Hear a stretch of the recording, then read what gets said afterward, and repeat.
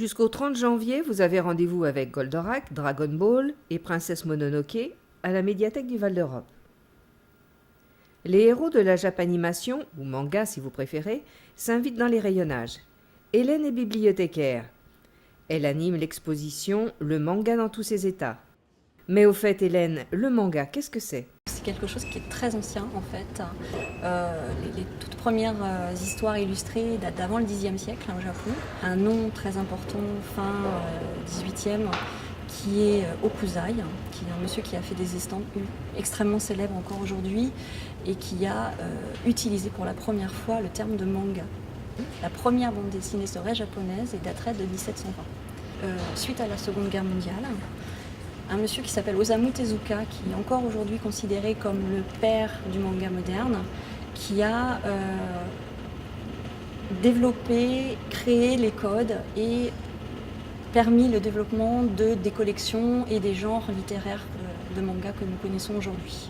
D'accord, le manga, ça ne date pas d'hier, mais ça concerne surtout les ados, non ?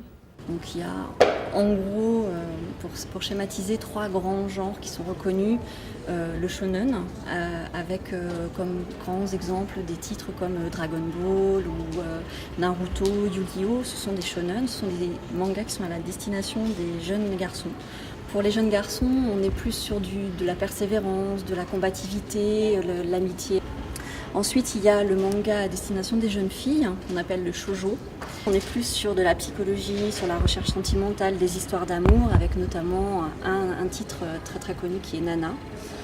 Il y a un 3e genre assez important qui est le seinen.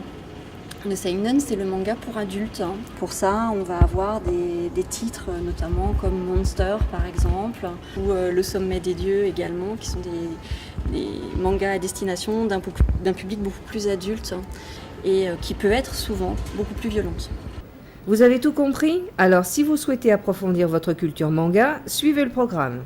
La médiathèque du Val d'Europe propose jusqu'au 30 janvier une exposition qui reprend l'histoire du manga, des différents genres et notamment la découverte de la Japanimation, de son influence également en France.